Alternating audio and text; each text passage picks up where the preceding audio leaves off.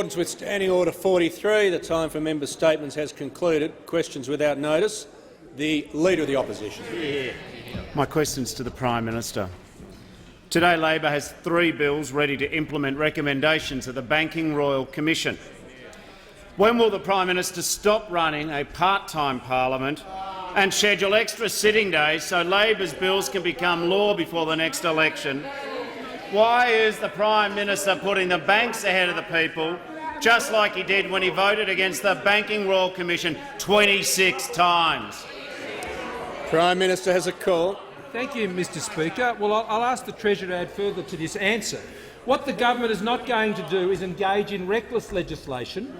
We will engage in responding to all 76 of the recommendations of the Royal Commission, and we're going to do it in a measured way, consulting to ensure there are no unintended consequences, because our government doesn't engage in reckless legislation, Mr Speaker. Our government doesn't do that.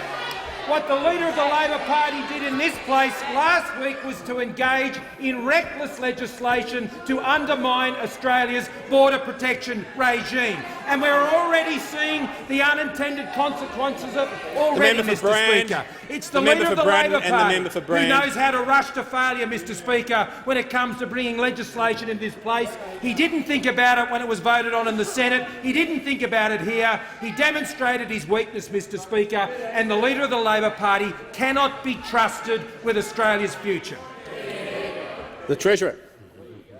Well, thank you, Prime Minister. Thank you, Mr Speaker. This is what a response to the Royal Commission looks like, Mr Speaker.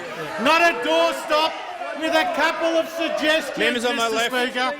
The member for McMahon, the Leader of the Opposition, knowing that there were 76 recommendations, held a doorstop and announced part responses to how many? 6%. 5, Mr Speaker. A mere 6%. And the member for Hotham proudly went out on ABC radio and said that the Labor Party would provide a comprehensive response within a week, Mr Speaker. It's now 2 weeks The member later, for Hotham. and we have yet to see a Treasurer will response. pause. The member for Hotham is now warned. I just wanted the Treasurer to pause because she was interjecting so loudly. I wasn't confident she'd heard me already call her to order on 2 or 3 occasions. The Treasurer has the call. Now, Mr Speaker, the 76 recommendations, 40 of those will require legislation. And as the Leader of the Opposition knows, there's consultation papers, there's drafting instructions, there is a draft of the exposure draft of the legislation, and then it needs to be introduced, Mr Speaker. And none other than the Law Council of Australia said we must take the time to get this right, Mr Speaker. Now, the Labor Party have taken 2 weeks to get it wrong, Mr Speaker. They've taken 2 weeks to get it wrong. In the meantime, we've passed legislation through the Senate implementing 2 of the Hayne recommendations around trustees in super, Mr Speaker, and around reducing employers in super, Mr Speaker. We've also working with the Australian Financial Complaints Authority to ensure an expansion of the remit, and today I met with their CEO. The Minister for Agriculture is working on a national debt mediation scheme that will help rural communities. The Minister for Social Services, Mr Speaker, is working on a review of financial counselling, Mr Speaker. We have announced that Graham Samuel will chair an APRA capability review. We're getting on with it where the Labor Party is missing in action. The member for Boothby. Thank you, Mr Speaker. Mr Speaker, my question is to the Prime Minister. Will the Prime Minister update the House on how the government is building a stronger and more secure Australia? Is the Prime Minister aware of any alternative approaches? The Prime Minister has the call. Thank you, Mr Speaker, and I thank the member for Boothby for her question. She's part of a strong team that is building a stronger Australia, Mr Speaker, a stronger economy, a stronger and safer Australia, where Australians can live in a secure nation both today and into the future. And we not only have the record of achieving that, whether it's the more than 1.2 million jobs or unemployment coming down to 5%, or the very fact, Mr Speaker, that over the last 4.5 years there has not been a single successful venture of an illegal boat to Australia, Mr Speaker. We have the record, and importantly, Mr Speaker, we have the plans to ensure that it stays that way that if the Leader of the Labor Party gets his way, Member for Lyons. he will change it all, Mr Speaker. The Labor Party will change it all if they get the opportunity to occupy the Treasury benches. Change it all when it comes to financial management. Change it all when it comes to the strength of our economy. Change it all when it comes to the safety and security of our nation.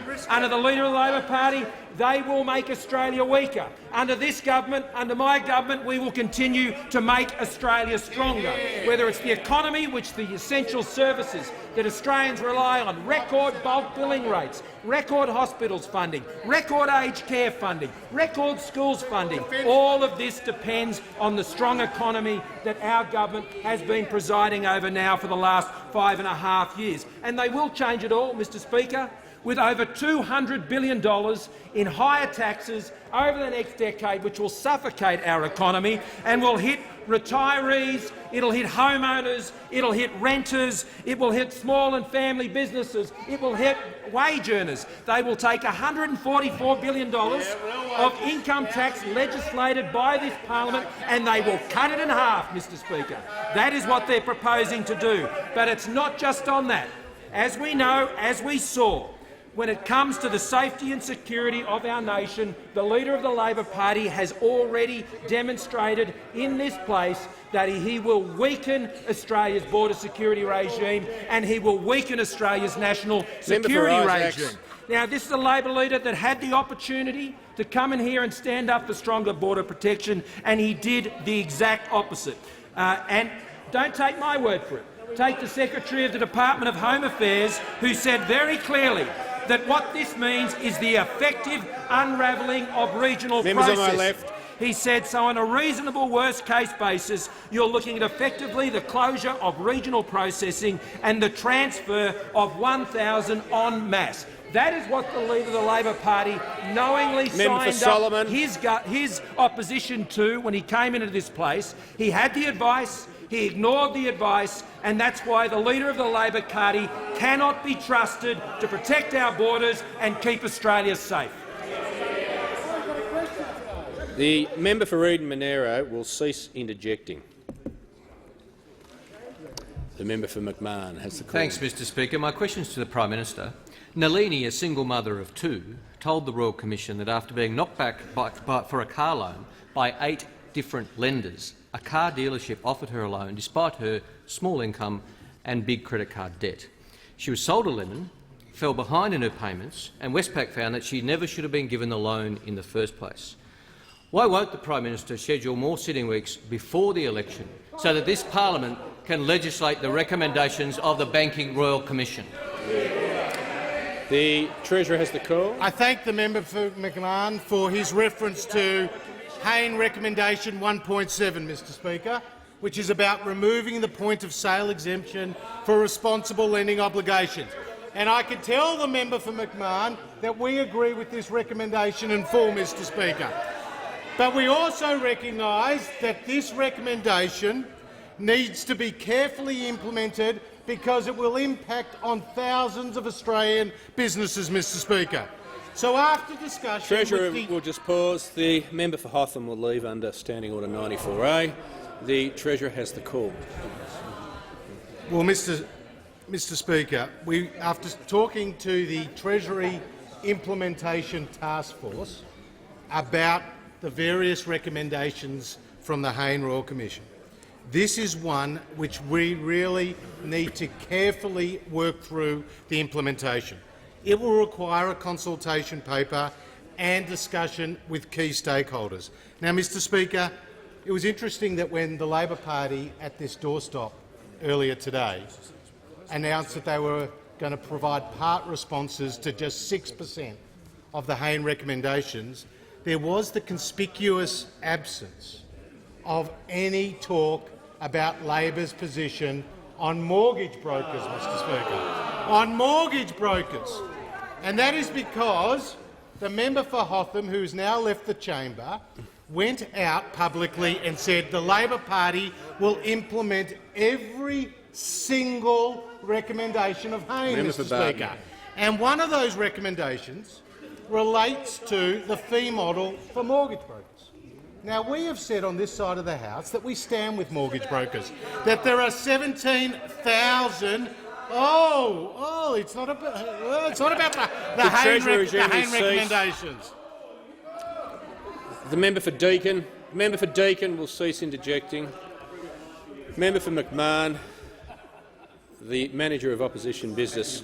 I think he's trying to make a point of order. I'd like to hear him, the Manager of Opposition Business. It's a point of order on direct relevance, Mr Speaker. The question goes specifically to the car loan aspect of the Royal Commission recommendations, and there is no catch-all phrase in there at all.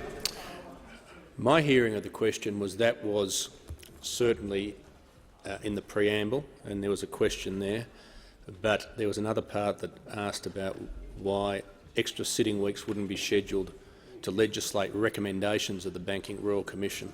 And so I think that has opened it up a bit, and the Treasurer is in order. Thank you, Mr Speaker. Well, the reality is that there are 17,000 mortgage brokers in this country employing around 26,000 people, and 75% of those mortgage brokers are sole traders. And they work in all the regional communities, and they are helping put together more than half of the mortgages across Australia in the residential mortgage market. Now, the Labor Party have said they're going to implement every single recommendation. Now, that means they're going to smash competition in the housing market. They're going to bring a sledgehammer to mortgage brokers, Mr Speaker.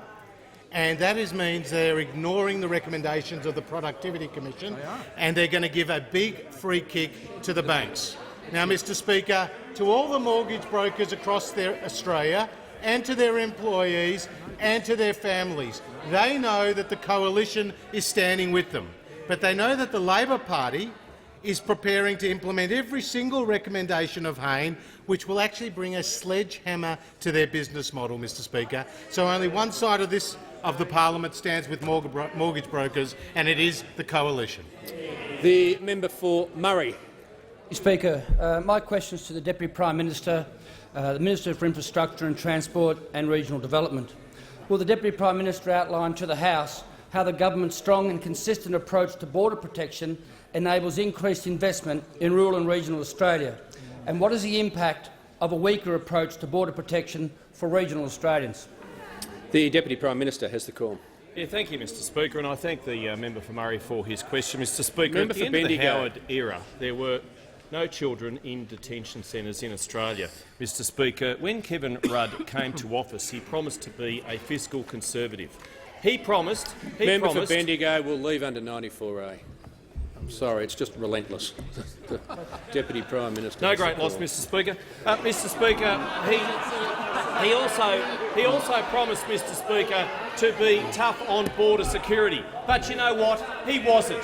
He certainly wasn't, Mr Speaker. Under the former Labor government, there were 8,000 children in Australian detention centres. 8,000 children in detention centres. Mr Speaker, children do not belong in detention centres. They do not. Mr Speaker, children do not belong in detention centres, and 8,000 of them were placed there under the shoddy, pathetic policies put forward by those opposite, Mr Speaker, when they were in government. And the Liberals and Nationals have removed every child from Nauru, or there is a clear pathway from Nauru. Mr Speaker, Labor opened detention centres. Member for Lyons is now warned. We closed them. 19 of them. Mr Speaker, Labor spent money on children in detention centres. We spend money on children in public schools. Record funding. In fact, all schools. Members on my left. Mr Speaker, in Australia. And by closing Labor's detention centres, we are saving more than $500 million. $500 million, Mr Speaker. In all, Labor's border mismanagement cost the taxpayers of this nation $16 billion. $16 billion, member for McEwen. Just think about that. What could that be spent on other than detention centres, other than pathetic border policies, Mr Speaker? It could be spent on such things as the Victorian Rail Revival, Mr Speaker. It could be spent $1.75 billion that has cost, and it's a game-changer for regional Victoria, a game-changer for the people of Murray. It's investing in communities throughout regional Victoria, including in Murray, giving them better regional rail services, better options for those commuters of regional Victoria. It's also investing $235 million in the North East Rail Line. Now, that investment is big news for the North East Victorian community. It will enable V-Line to introduce new, faster, better trains, velocity trains. trains capable of speeds up to 130 kilometres an hour, because that's what we're doing. We're investing in building a better Australia. Infrastructure is not about detention centres. Infrastructure is about building better, safer roads, and that's what we're doing in regional Victoria, right across regional Australia, right across Australia, busting through urban congestion problems, making sure that we've got the right measures in place, and we have. And when it comes to border security, we certainly have the right measures in place. Unlike those opposite, because if this man ever becomes Prime Minister, well, we know what's going to happen. We know the boats are going to start again. The detention centres will be built again, and it'll be mayhem once more. The Deputy Prime Minister's time has concluded. The Deputy Leader of the Opposition. Thank you, Mr Speaker. My question is to the Prime Minister. Tracy, who works in an Aboriginal cooperative, told the Royal Commission that she was conned into paying more than $10,000 in funeral insurance premiums for a policy that was only worth $8,000. And the dodgy company that sold Tracy this insurance used misleading marketing to trick her into believing that it was backed by the Aboriginal community. Why won't the Prime Minister schedule extra sitting weeks before the election so this parliament can stop dodgy insurers ripping off Australians? The Prime Minister has the call. Mr Speaker, it's a very serious issue and it requires a very serious response. And that's what the government is doing in responding and taking action on all 76 recommendations of the Royal Commission, and we will do so in a way that follows the proper process of getting legislation right, Mr Speaker. Now, the Labor Party have had 15 days to respond to the Royal Commission, and what they announced today, it sounds like they spent 15 minutes, Mr Speaker, putting it together. And the problem with the Labor Party is they never learn from their mistakes. The Home Insulation Royal Commission found and warned. It said this. It says that rushed, ill-thought-through policies with catastrophic consequences. That's what it warned of.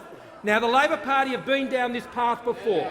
They get all rushed up with blood on politics, and they come in here, Mr Speaker, and they thump their chests. But when the Labor Party rushes legislation, the consequences are catastrophic. We saw that in home insulation. We saw it last week when they rushed their bill in here and supported weaker border protection laws, Mr Speaker. The Labor Party cannot be trusted with these very sensitive matters. They demonstrated that last time when they were in government, and they would do so again if they were given the chance. The member for Chisholm. Thank you, Mr Speaker. My question is to the Minister for Health. Could the minister explain to the people in my electorate of Chisholm and to the people in his electorate of Flinders who are concerned about his role leading to environmental and climate change will resume her seat. Members on my right will cease interjecting, including the member for Bowman. The member for Chisholm will begin her question again. Thank you, Mr Speaker. My question is to the Minister for Health. Could the minister explain to the people in my electorate of Chisholm and to the people in his electorate of Flinders who are concerned about his role leading to environmental and climate change inaction as to what he has actually done to address environmental health issues when the Medical Journal of Australia and countless doctors and health professionals state that climate change inaction, in which he has played a significant role, threatens the lives and health of all Australians? The Minister for Health. Thank you very much, Mr Speaker, and I could not be more delighted to receive this question from the member for Chisholm on this topic.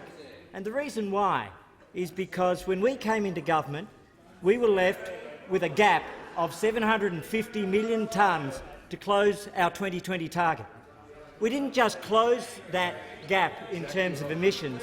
We are now 368 million tonnes in surplus. In other words, we have turned around from Labor's position Australia's emissions profile for 2020 by 1.1 billion tonnes.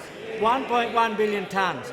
But we also inherited a barrier reef that was on the World Heritage in danger watch list. Labor put it on and we took it off. Labor put it on and we took it off. And before members on both sides, we hear the bleeding Manager from that of Opposition side. Business. I simply take the Leader of Opposition Business to the 2012 and 2013 World Heritage Committee statements which damned Australia's management of the reef on his watch. On his watch. But you know what? The World Heritage Committee in 2015 praised Australia as a global role model only 2 years later for our management of the reef, and at that moment they took Australia off that watch list. And that was a real achievement.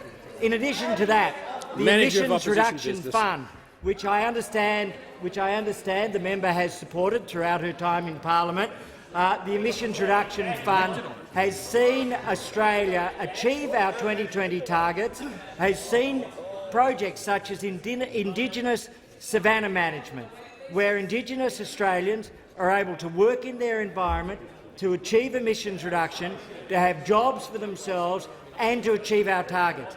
As the Prime Minister said at the press club, we are achieving our targets. Those targets were set by the people on the other side. The Minister for Health will resume his seat. Minister for Health will resume his seat. The member for Chisholm on a point of order. Question of relevance, Mr Speaker. My question went to environmental health of the Australians. Yes, it also it did, and I listened to the question very carefully to check that it was in order, and I think that the member for Chisholm successfully linked health to environmental issues, but in doing so she mentioned climate change very broadly, so I don't feel that I should be curtailing the minister while he's on those subjects. Minister the test of success is about whether one is meeting their targets. The very thing that they said to the Australian people that they would do, the pledge that they made to their electors, the pledge that they made to the Australian people, we said we would meet and beat our 20 targets. We are meeting and beating our 20 targets, and these are the targets that were set by the ALP. We're meeting them, we're beating them, and we will achieve our 2030 targets in a canter. The Manager of Opposition Business. I'd ask the Minister for Health to table the watch list he referred to, given that it doesn't exist. The Manager of Opposition Business resume his seat. The Minister for Health will cease interjecting. The Manager of Opposition Business knows full well he can only request a document be tabled if the Leader of the House,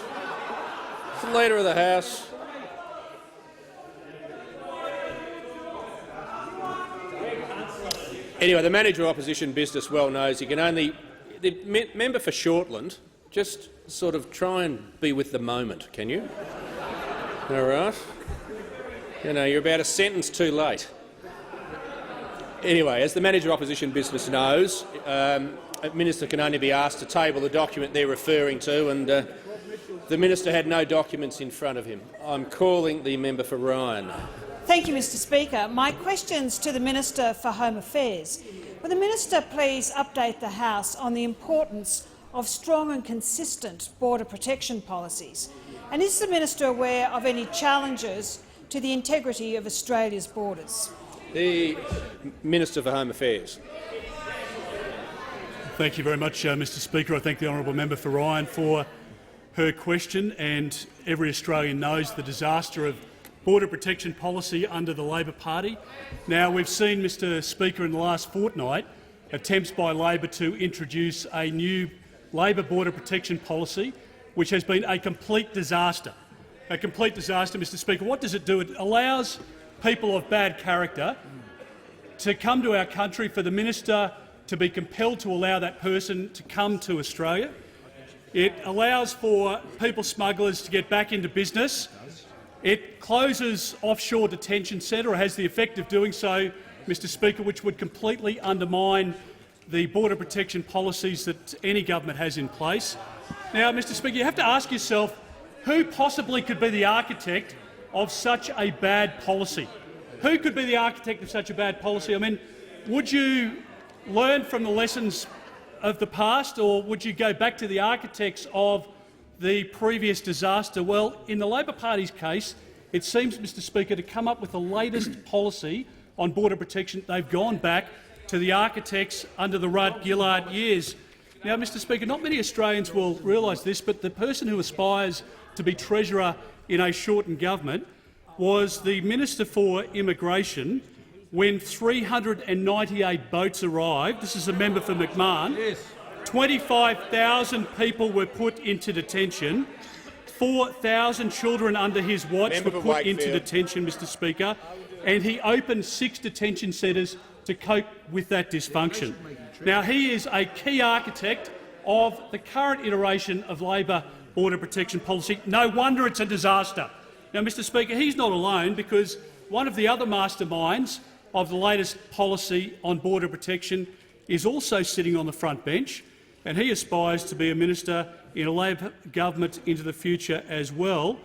That's the member for Watson. He was a relative underachiever compared to the member for McMahon, but nonetheless, Mr Speaker, 83 boats still arrived on his watch. 6,600 people arrived on his watch, and to his eternal shame, 1,100 children, Mr Speaker, under his watch went into detention. He only opened 1 detention centre as part of the 17 that Labor opened, Mr Speaker. What it says to the Australian people is that the Labor Party has not learnt the lessons of the past. What they're proposing now is even worse than what was proposed in the Rudd-Gillard years, allowing people to come to our country who have been refused entry or consideration by the Americans demonstrates to the Australian public that the Labor Party has not learnt one thing over the last 6 years. The Leader of the Opposition has the call. Thanks, Mr Speaker. My question is to the Prime Minister. After the terrible, devastating floods recently in Townsville and indeed throughout North Queensland, thousands of Australians will be making insurance claims for damage to houses, to livestock and other losses. Why won't the Prime Minister schedule extra sitting days so this parliament can debate and pass laws to force insurance companies to treat their customers fairly? The Prime Minister has the call. There's really nowhere you won't go, is there, to try and make political points? Members on my There's left. really nowhere this leader of the Members Labor on my Party left. won't go. I mean, honestly, I'll tell you what we're doing when it comes to supporting people affected by floods in North Queensland. Last night, the Northern Australia Cabinet Subcommittee met to continue to ensure that the government was providing the support on the ground and the relief and recovery and reconstruction to the people of North Queensland. That's right. Not only have we already ensured that somewhere around in the vicinity of $60 million of payments, emergency payments, were made, and the bureaucracy around those payments was removed so people could get access to those payments. Not only have we been on the ground talking directly to graziers and councils and providing $1 million to every single council that has been affected by these disasters. Not only are we now putting together the rebuilding plan so these cattle graziers and other graziers can be in a position to rebuild such an important part of Australia in North Queensland. We're doing all of these things, Mr Speaker, and this has been the most pressing issue that has been in front of the government since those floods hit, Mr Speaker. But I'll tell you one thing that we've also had to deal with and we've had to be distracted by, and that's this Leader of the Opposition coming in here and voting for a bill to weaken our border protection that will cost this country $500 million in the next 2 years. Now, I would have preferred to put that money into supporting people in North Queensland. This Leader of the Labor Party came in here and committed to Australia to $1.4 billion to reopen detention centres to clean up his mess. The member for Goldstein. Thank you, Speaker. My question is to the Treasurer. Will the Treasurer update the House on how the government is giving older Australians the opportunity to secure financial independence in retirement? And is the Minister aware of any— The member for Goldstein will resume his seat. The member for Isaacs will leave under 94A. The member for Goldstein will begin his question again. Good job. Thank you, Speaker. My question is to the Treasurer. Will the Treasurer update the House on how the government is giving older Australians the opportunity to secure financial independence in retirement? Is the Minister aware of any higher taxing approaches that would impact their secure retirement? I call the Treasurer. The member for Lyons has already been warned. He knows what to do. The Treasurer has the call. Thank you, Mr Speaker, and I thank the member for Goldstein for his question and want to say what a fantastic job he has done chairing a parliamentary committee. What a fantastic job he has done. And the member for Goldstein, members on my left, has given a voice to the deep concerns of members over on both 1 sides. million Australians that the Labor Party want to silence with their great big retirees tax, Mr Speaker. A $55 billion retirees tax. And not only is he giving a voice and an opportunity to be heard to 1 million+ Australians across the country, but over 11,000 in his own electorate who will be affected. Now, Mr Speaker, when you read the stories and hear the stories of the people who are being affected by Labor's dreaded retirees the member tax, for Fremantle, it actually brings home how callous the Labor Party is, how the Labor Party is ignoring the concerns of hard-working Australians. Hard-working Australians who have done nothing wrong except diligently plan and save for their own retirement. Like Adrian, who said the following: "My wife and I are both retired teachers from the Victorian state government school system. We live in a regional Victorian city in a modest home. We are self-funded retirees. During our working lives, we were both members of the Australian Education Union. The effect of not allowing us a cash refund of franking credits would result in approximately a 1/3 reduction of income from our Australian shares, effectively a combined $8,000 per year loss of their personal income." Mr Speaker, the ALP's proposal to remove a cash refund from franking credits for self-funded retirees is unfair. Now, Mr Speaker, they're the words of former members of the Australian Education Union. They're the words of people that the member for McMahon said, if you don't like our policy, don't vote for us. They're the words of people that the Labor Party is ignoring and dismissing and no longer care about, Mr Speaker. These are hard-working Australians who have done nothing wrong except save for their own retirement, and there's only one side of politics that stands on their side, and it's the coalition under this Prime Minister. The member for McMahon. Thanks very much, Mr Speaker. My question is to the Prime Minister. Earlier in question time, the Prime Minister called Labor's proposed laws to clean up the banks reckless, just like he called the very idea of a Royal Commission reckless as he was voting against it 26 times. When will the Prime Minister learn his lesson, apologise to the Australian people for voting against the Royal Commission 26 times and schedule extra sitting weeks to work with Labor to finally clean up the banks? The Treasurer has the call.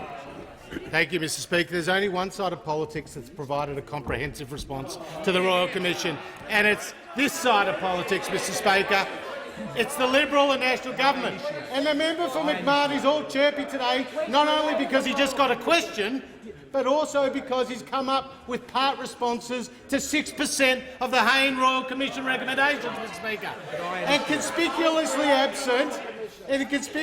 absent is their position on mortgage brokers, Mr Speaker. The 26,000 people that are employed in the 17,000 mortgage brokers across the country that the Labor Party are going to leave for dead, Mr Speaker. These are the people that the Labor Party want to ruin their business model. These are the people who are small business people. These are sole traders. They are in every regional community and every city community across this country, Mr Speaker, and they know that the Liberal and National Party are standing with them. And the member for McMahon has decided to leave the chamber, Mr Speaker. He's decided to leave the chamber because he doesn't like the answer, Mr Speaker. He doesn't like the answer, Mr Speaker, because the member for McMahon has been found wanting. We on this side of the House have got on with responding to the Hayne Royal Commission.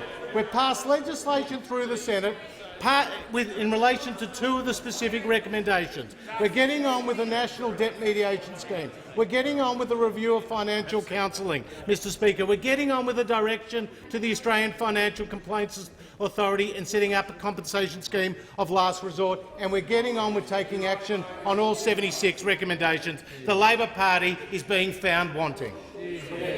The member for McKellar.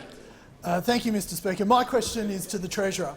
Will the Treasurer outline for the House how the government is ensuring the economic security of all Australians who have saved for their retirement? Is the Treasurer aware of any other higher taxing alternative approaches? The Treasurer has the call. Great work on the committee. Thank you, Mr Speaker. I want to say to the member for McKellar what a brilliant job he's done on the parliamentary committee, standing up for people who are going to be hurt by Labor's retirees day.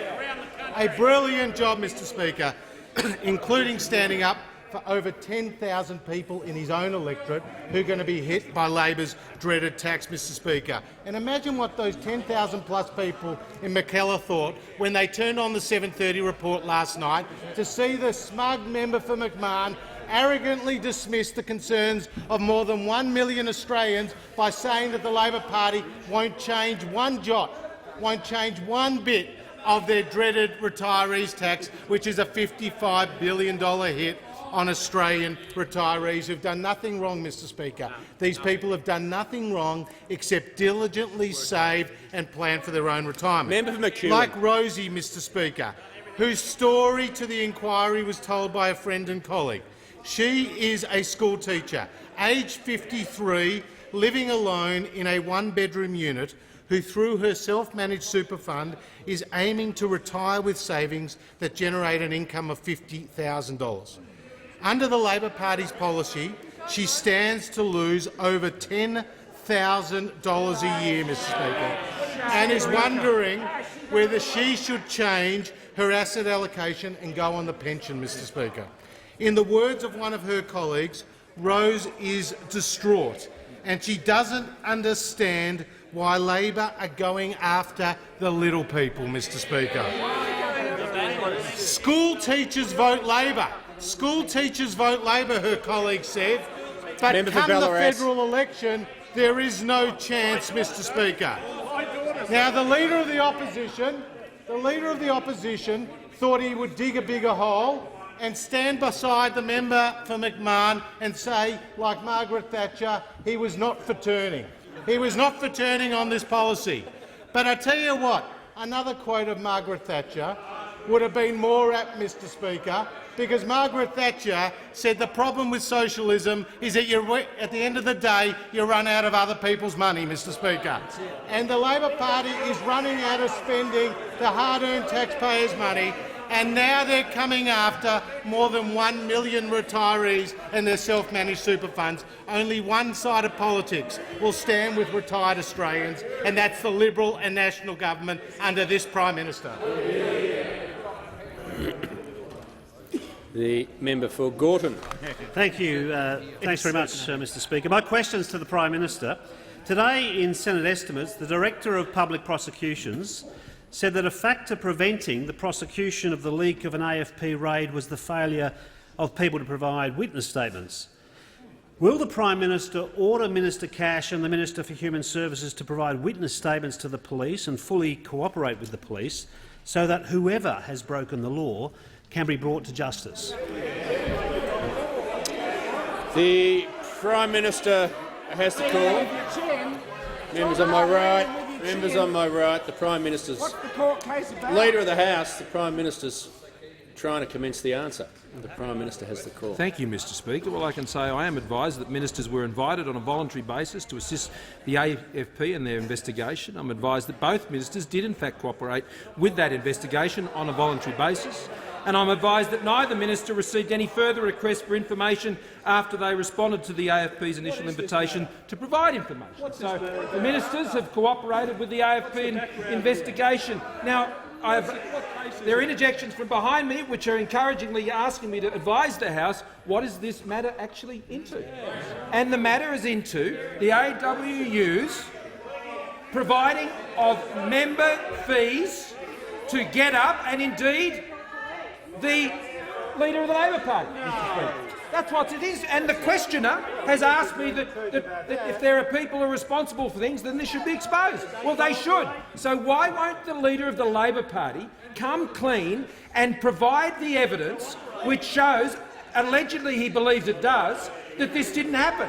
Now, Mr. Speaker, the biggest obstacle to this investigation is the Leader of the Opposition, who refuses to come clean on the very serious allegations that the union that he was running, Mr. Speaker, and involved with, directed members' fees to Get Up and indeed his own campaigns, Mr. Speaker.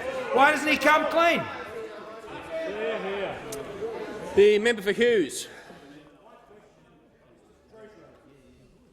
Will the Treasurer update the House on how the government is backing older Australians who have followed the rules and made provisions for their retirement? How would a change to the current system impact these retirees? The Treasurer has the call. The mic was on, Speaker. Yeah. It was hard to hear. Would you like? I don't think the microphone was on. Do we need to? I did say my question is to the Treasurer and the microphone wasn't on at the time. Okay. Did the Treasurer hear it? I'm Tell happy you to what, let's just do it again. Thank you. Start it again. Without being rude, I can always hear the member for Hughes without a microphone, but for those that can't, we'll put it on. The member for Hughes, if you can just speak into the microphone. My question is to the Treasurer.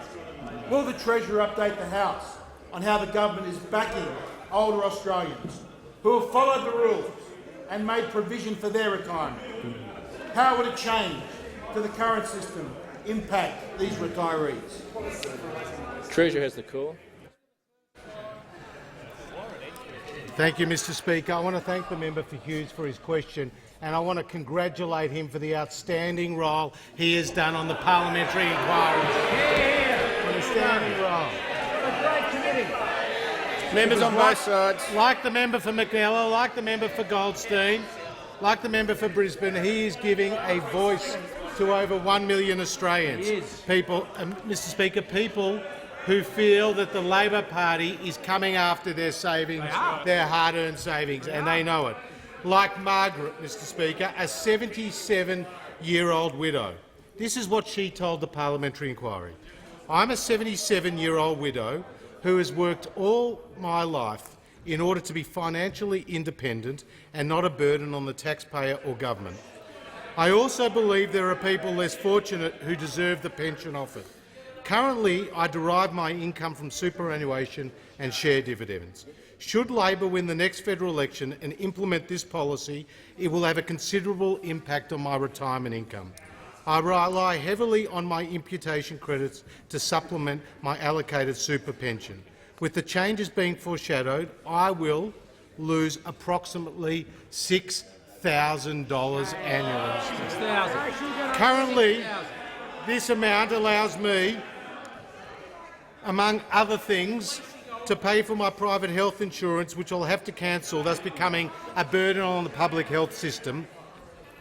And since my income in total keeps me only slightly above the asset test, ultimately the policy has the potential of forcing me onto the pension system. Now, Mr. Speaker, these are real-life stories of people that the Labor Party are coming after.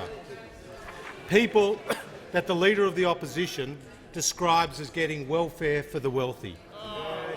Now, Mr. Speaker, this is neither welfare, and these people are neither wealthy. But last night, on the 7:30 report, the member for McMahon told those people that he would arrogantly dismiss their concerns, and if they didn't like the policy, they could vote against Labor. Well, it's good advice. And the member for McMahon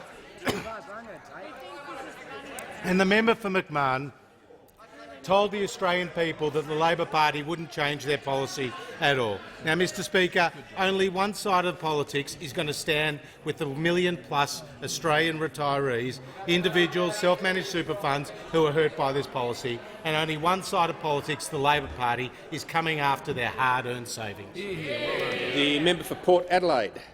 Well, thank you, Mr Speaker. My question is to the Prime Minister. Labor has repeatedly called on the Prime Minister to schedule extra sitting weeks so that recommendations of the Banking Royal Commission can be implemented before the election. And today it's reported that the Minister for Agriculture said the government couldn't legislate its so-called big stick energy laws because it had run out of sitting days.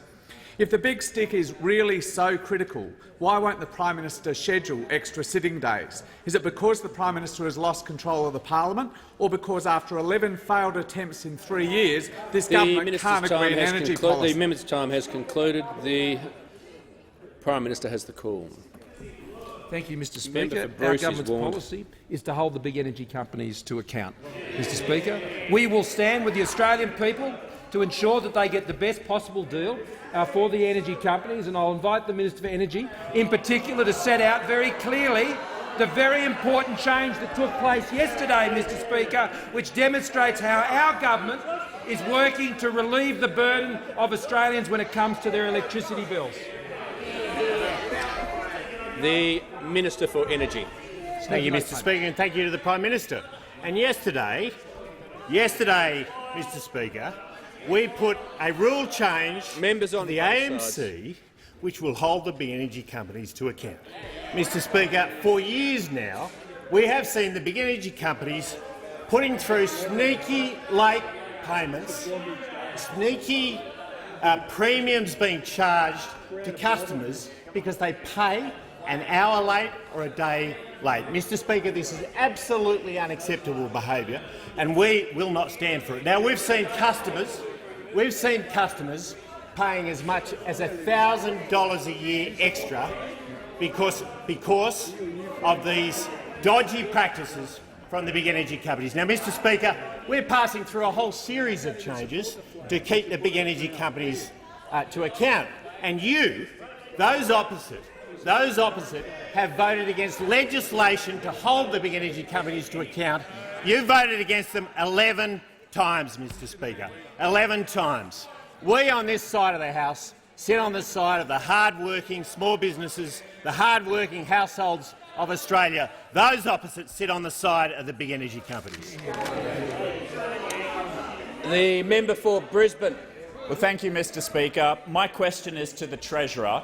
Will the Treasurer update the House on how our government is protecting senior Australians who have worked hard to ensure their financial independence? What impact would changes to franking credit refunds have on independent senior Australians, including in my electorate of Brisbane? The Treasurer has the call. Thank you, Mr Speaker. I want to thank the member for Brisbane and say what a fantastic job he has done on this parliamentary committee, Mr Speaker. He has done a fantastic job working with the member for MACKELLAR, the member for Goldstein, the member for Hughes, in giving an opportunity for more than 1 million Australians to be heard, Mr Speaker. An opportunity for people who are going to be hit by Labor's dreaded retirees tax, Mr Speaker. And these people are hard-working Australians who've done nothing wrong except diligently save for their retirement, like Kevin and Jan from Queensland, who told the committee, "We are fully self-funded retirees. We do not receive any government pensions. We have both worked hard and paid taxes from our late teens until we retired in 2013. We raised and educated 3 children. We are average working-class people who have worked hard, lived frugally, no expensive homes, holidays or cars, and saved so we'd not be reliant on the government in our retirement. We live in regional Queensland." Those opposites say they are, Mr Speaker. What a disgraceful slur on Kevin and Jan and more than 1 million Australians, Mr Speaker. What a shameful slur. What a Members shameful on both slur. sides. This was a policy that the Labor Party backed for 2 decades when it served their interests, and now it's a policy they're abandoning because they're desperate for cash, Mr Speaker. Now, Kevin and Jan live in regional Queensland. where their family home of 32 years is valued at $300,000. At most, hardly in the wealthy class, they say. The removal of the franking credit refund will reduce our income by a significant amount.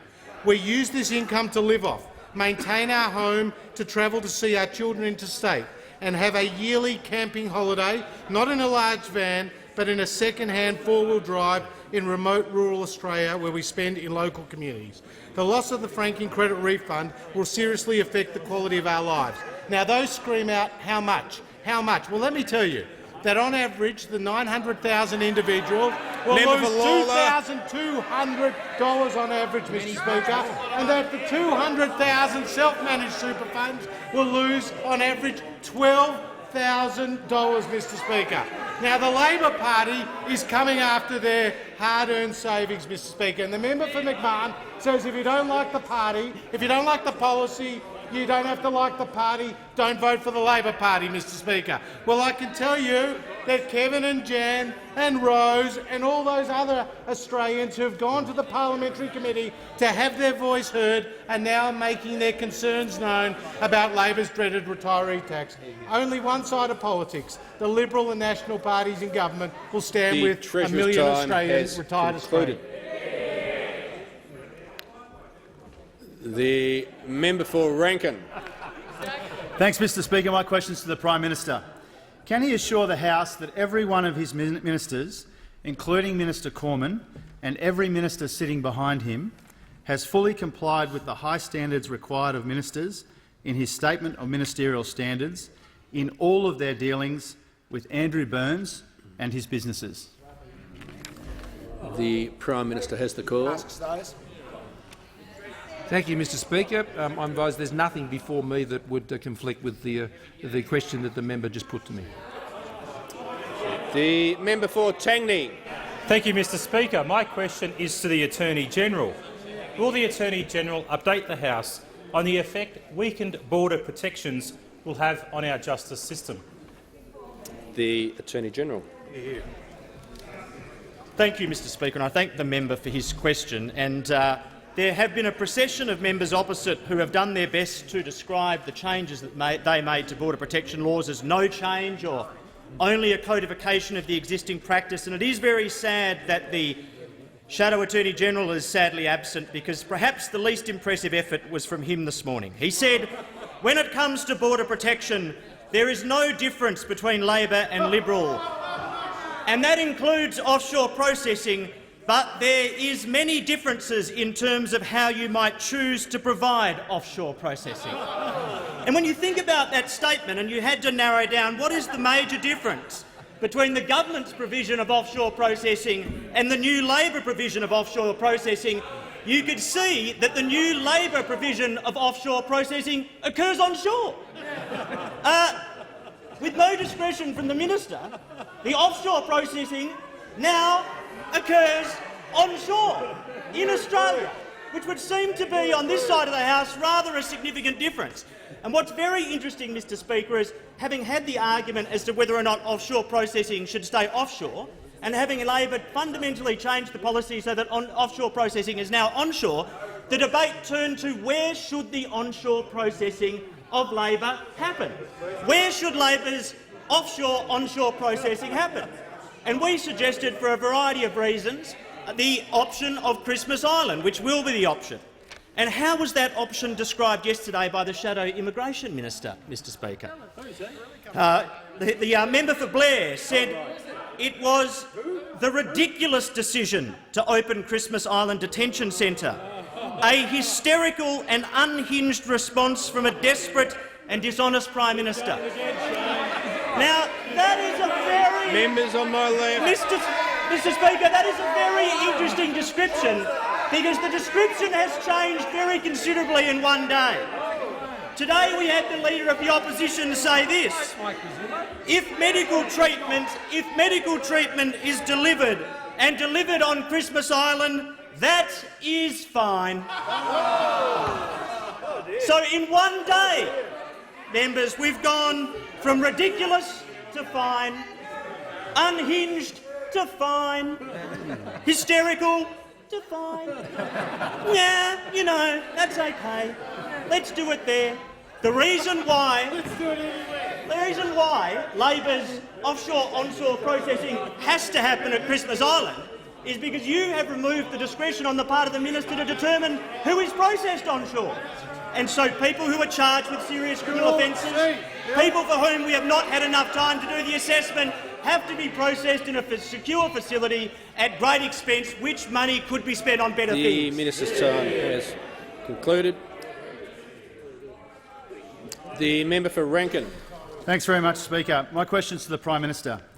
On the 16th of August 2017, the Finance Minister signed off on this brief about awarding a multi-million-dollar whole-of-government contract to a subsidiary of Hello World. Can the Prime Minister guarantee to this House that the awarding of this contract involved no conflicts? The Prime Minister has the Thank floor. you, Mr Speaker. I refer the member to the Minister for Finance statement to the Finance and Public Administration Committee in his media release today, and I table that release, which goes to the issue that the member has raised. But, Mr Speaker, I make this point. You always know when Labor's in trouble because they go to the bottom of the chum bucket as usual, Mr Speaker. They've got the drawer over there, the low drawer. Members on the my low left. drawer, the one right down the bottom. And when this leader of the Labor Party is in trouble, when he's under pressure, whether it's because he's failed decision and his weakness on border protection, or the fact that he wants to put $200 billion of higher taxes on Australians, and he's been caught out by the excellent work of the Treasurer and the member for Goldstein and the other members of the House Committee on Economics, what do Labor do? They go to that bottom drawer and they start chucking the mud, Mr Speaker. You always know when Labor are in trouble when they start slinging the mud. The member for Groom has the call. My question is to the Minister for Defence. Will the minister update the House on the role our Australian Defence Force is playing in operations in the Middle East? How might a different approach to border security impact on the ADF and Australia's national security? The Minister for Defence has the call. Thank you, Mr Speaker, and I thank the member for Groom for his question. Mr Speaker, one of the great privileges of being the Minister for Defence, or for that matter the Prime Minister or the Leader of the Opposition or the Shadow Minister for Defence, is the opportunity to visit the troops of the Australian Defence Force overseas in operations. And over the summer break and before Christmas, I managed to get to Afghanistan, the Emirates and Iraq to visit our troops in bases like Taji and Camp Karga, to talk to them about the great work that they're doing. And every Australian and every member of this House should be very proud of the work that our ADF are doing overseas in operations. And certainly some members of this House have served in the military, and we acknowledge their service, and we were very proud of that as well. The young men and women, and sometimes not so young men and women, from those who sustain and maintain aircraft right through to those who provide close personal protection, who are doing the training, advising and assisting in Afghanistan and Iraq, are doing a great job for our country. The government asked them to put themselves in danger, and they responded to the call. And it hasn't been without cost, as everyone in this House knows, Mr Speaker. The role of the ADF in operations is a very important one, and it's one of the things that makes Australia an important and good ally to the United States, that the United States knows it can call on Australia and we will respond, and we can respond. So I'm proud of those young men and women, Mr Speaker, and I'm sure we all are.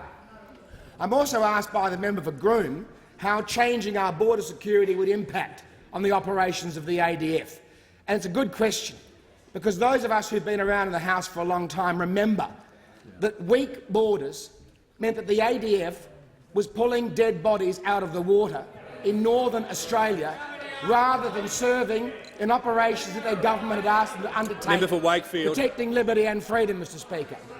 Those of us who've been in the parliament during the Rudd and Gillard period remember that Labor took a successful policy and changed it, and then we had 50,000 unauthorised arrivals on 800 boats 1,200 deaths at sea, and Member for Labor Wakefield, reopened that's it. 17 detention centres. That's what a failed border security policy looks like, Mr Speaker.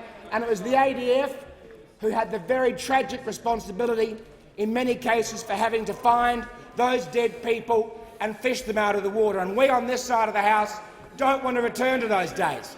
I am mystified that the Labor Party, for a cheap political win last week, would actually weaken our border security policies and put our servicemen and women of the ADF in that position where they might one day have to do the same thing again. It is a shame on the Labor Party and a shame on those who supported them. The member for Rankin. Thank you, Speaker. My question is to the Prime Minister. I refer to the Prime Minister's previous answer.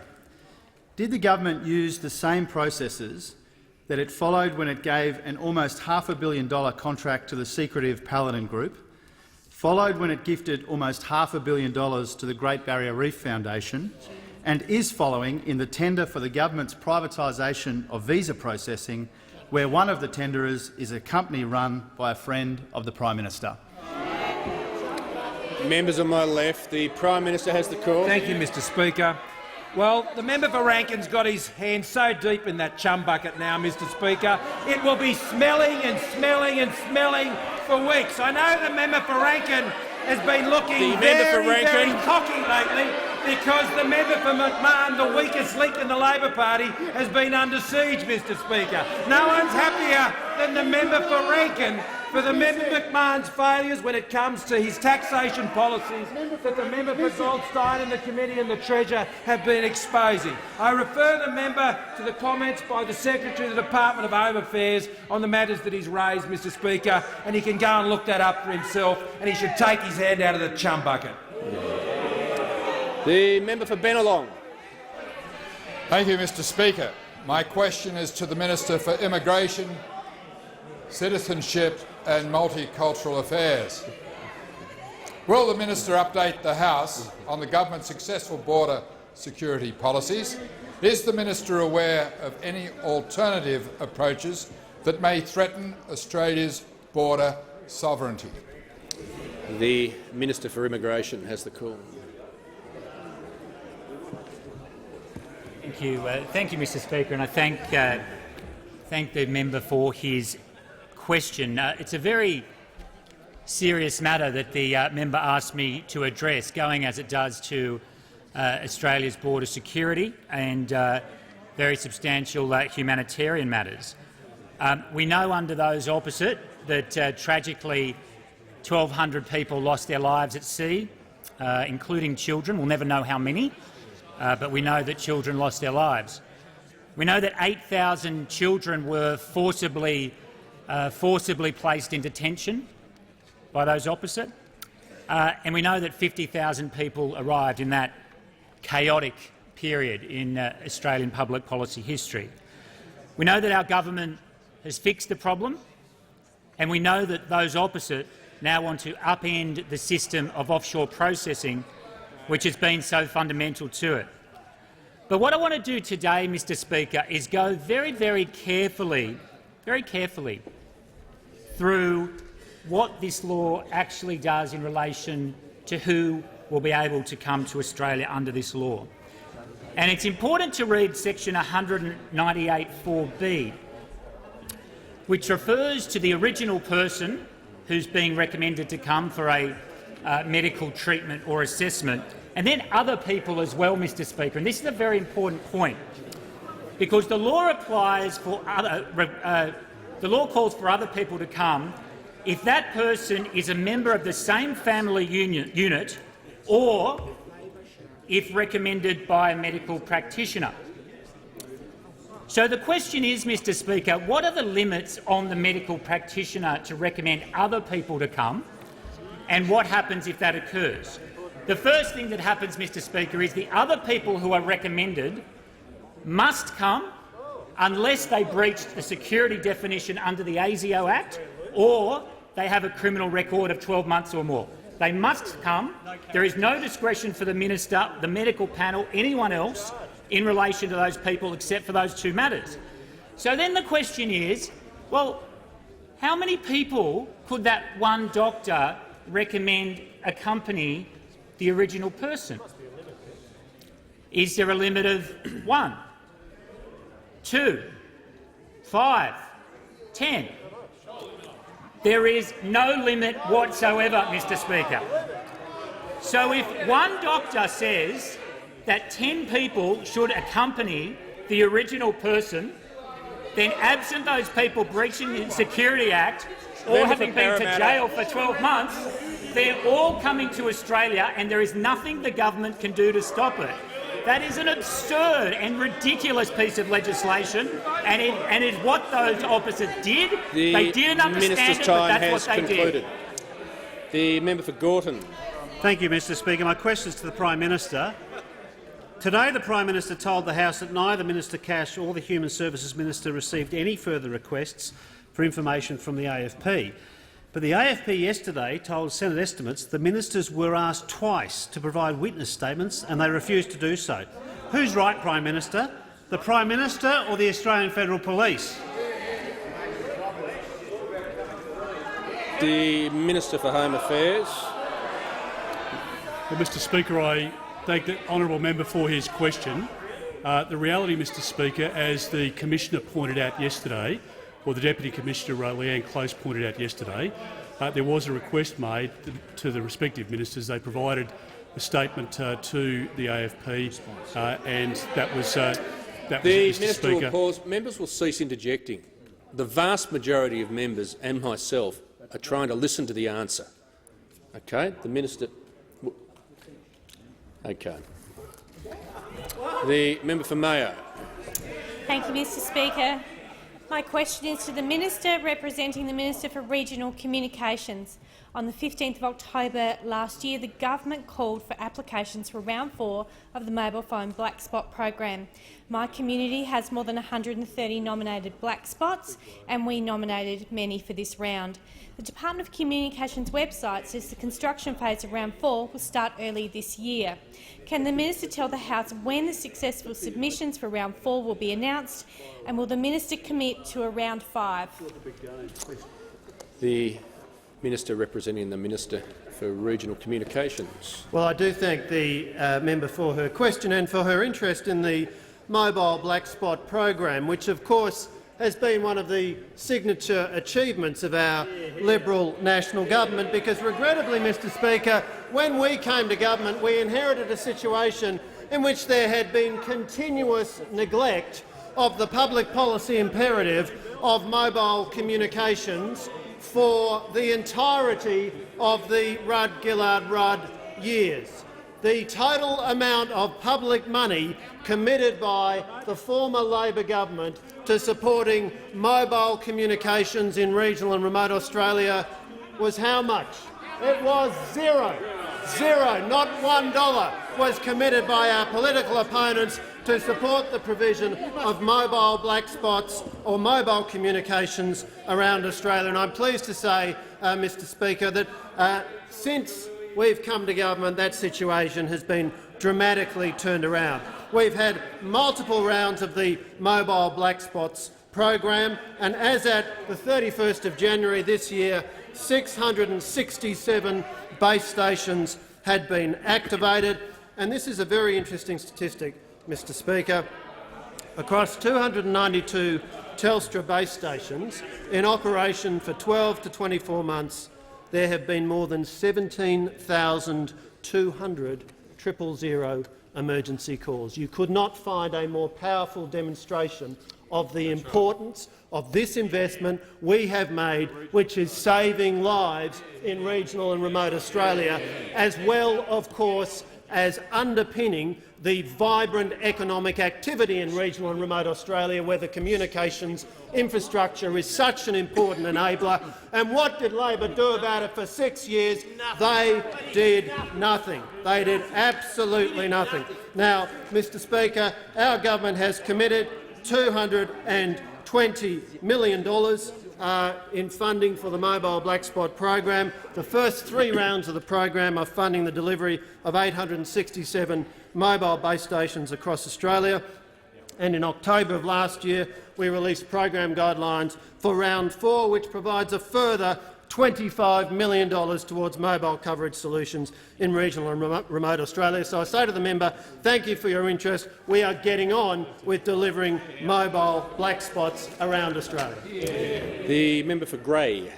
Thank you very much, Mr Speaker. My question is to the Minister for Senior Australians and Aged Care.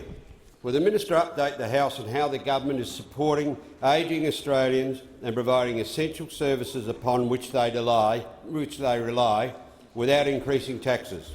Is the minister aware of any different approaches that would hurt the savings of these retirees who have worked so hard to support themselves? The Minister for Aged Care. Thank you, Mr Speaker. Member for McMahon. Let me just say to the member for McMahon, if you want to focus on just a narrow strand of need for senior Australians, then you are not doing your job in responding to the needs of constituents in your electorate who are senior Australians, who need to be looked after. That's why you turned your back on them. Let me say what we're doing is we have provided $5 billion in the budget. We have provided an additional $662 million to add to the work that we are doing for senior Australians. And just recently, in MYEFO, we announced 552. What is important is I want to refer to a comment made by the member for Franklin in the chamber last night about a $2 billion cut. What's interesting is the ABC fact check challenged that and said it was wrong, that in fact it was a false claim. Let me say that we are continuing to reform the aged care sector to meet the needs of senior Australians. In addition, we are also focusing on many other aspects of encouraging Australians living to 100 years to have a quality of life that is absolutely important, and we are looking after those people who are our mothers and fathers, our uncles and aunts who are in aged care that need the level of support and intervention.